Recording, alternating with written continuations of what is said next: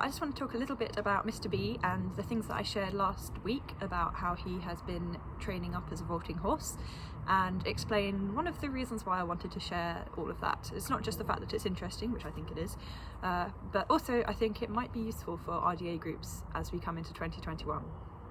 So, I'm not going to present myself as an expert on training horses or training vaulting horses, because I'm simply not. I don't have the experience, I don't have the knowledge, I don't have the skills. But if you're looking at trying to include vaulting in your RDA group, then I can probably help you quite a bit. There are still experts in the RDA community who are way more experienced than me, and I would definitely send you to them. But my first thing, I wanted to talk about the fact that a lot of people, when we mention RDA vaulting, it's like sort of shutters go down. They have so many different kind of problems with it. We hear all sorts of excuses for why it wouldn't work, and a lot of the time, the main thing really underlying it all is that people don't know about it, people don't understand it, which is fair enough. So I'm trying to address the fact that people don't know stuff, and to address the fact that people don't understand stuff, and to try and share why actually vaulting could be a really, really good thing for your group, for your participants, for your volunteers, for your horses, for the group as a whole, as we go into another year of what looks like it's going to be pretty tough. So first things first, lots of people say, don't you need a big fancy horse? Don't you need a special horse? Well, yeah, but we are surrounded by special horses in RDA. We have so many of them, we've got them coming out of our ears. And this is my first thing. Vaulting horses can come from anywhere. I'm not trying to say that every single horse could be a vaulting horse. Obviously there are some that just simply aren't suited to it for all sorts of different reasons. But you have to be quite sort of open-minded and think, well, you know, it doesn't have to be a big fancy Dutch warm blood that we spent thousands on. It could be a little cob, or it could be something that's come off the meat man, or even retraining racehorses. You know, stranger things have happened.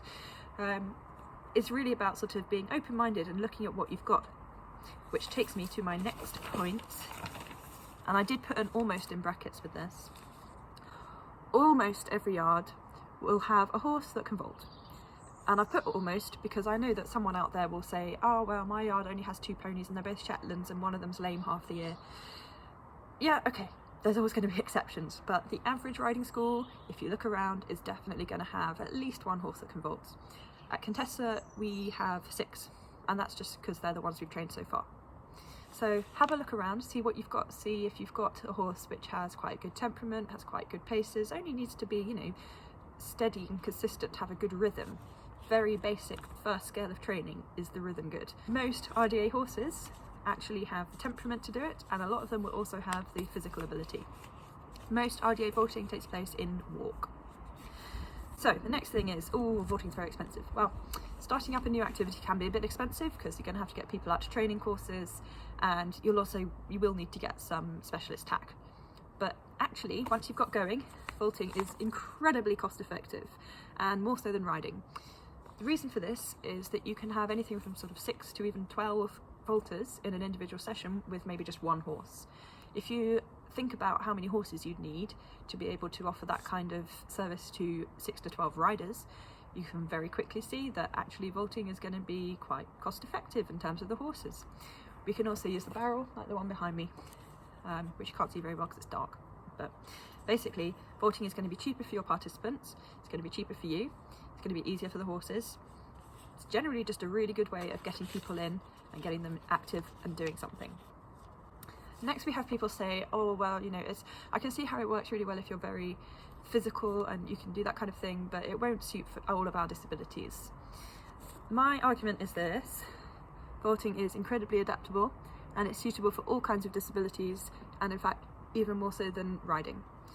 When I started vaulting, I was in a wheelchair full time, so I know what it's like to go from that kind of level to actually being able to do some quite impressive stuff on the horse. And I would say that for people with physical disabilities, vaulting is substantially more adaptable than riding is. Because in riding, you pretty much either have to sit astride, or if you're lucky, your group will find you a side saddle. That's about it. Whereas in vaulting, you can sit astride, you can sit with both legs to one side, you can sit with your legs crossed, you can have them folded up.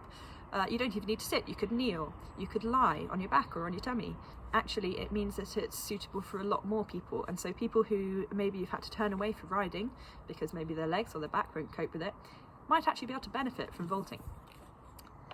So, next thing, you know, where can we go with our vaulters? Well, the RDA offers great opportunities to compete, even if you don't have a horse, or even if you do have a horse but you can't travel your horse. So RDA competitions at the national championships, if it's your ambition to get your group there, go for vaulting, because you can use a barrel horse. You don't even need to take your own barrel horse, they will supply you with one, and you can compete on that. You can also compete on a real horse, and they will always help you to try and find a horse if you can't get your own horse there. So actually vaulting, you know, it's a really good way of getting people out and about and doing more. We have a video competition every year, we do all sorts of other bits and bobs, and actually there are some brilliant opportunities out there for RDA vaulters. RDA vaulters could also, if they wanted to, and if you're able to support them, join British Equestrian Vaulting and then compete at all events, including the English and British Championships. So, what we've talked about so far is, do I need a fancy horse? You need a good horse, but RDA is full of good horses, so you've probably already got one. Is it going to cost a fortune? There will be an initial outlay, but by the time you're actually up and running, you're going to save money. And 3, it's not going to work for my vaulters. Well, actually, I already said vaulters. It's not going to work for my riders. Well, actually, I beg to differ. I think it will. Mr. B's a great horse. He's a lovely horse. But he doesn't have the most amazing track record with, you know, wins in Grand Prix dressage and all of that kind of thing. He's got basically no muscle. He has his problems. He only likes going around on one rein. He's imperfect, like the rest of us. And that doesn't mean that he isn't turning into being an absolutely cracking vaulting horse. So we have Mr. B, our big thoroughbred type, who's sort of loping along. We have dear little Toby with his little trotty legs trying to keep up. We have 2 cobs, and we do have 2 warm bloods. But, you know, you look around, see what you've got.